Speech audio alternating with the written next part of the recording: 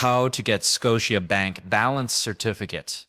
First of all, if you need a Scotiabank balance certificate, the fastest way is usually through digital banking. You can log into your Scotiabank online banking or mobile app and go to the Statements or Service Requests section. After that, look for options related to account balance details or certificates. In many cases, you can download the document instantly or receive it by email within a short time. Next, if you prefer speaking to someone, you can call Scotiabank customer service. Simply tell them that you need an official balance certificate and explain the purpose, such as visa processing or loan requirements. After that, they can email the certificate to you, often within 24 hours. Then, if you want a physical and stamped copy, you can visit your nearest Scotiabank branch, ask the bank representative for a balance certificate, and clearly mention why you need it. Keep in mind that in-branch requests or special certificates may include a small fee. For business or corporate accounts, you can log into Scotia Connect and request the balance certificate from the Certificates or Other Services section. After that,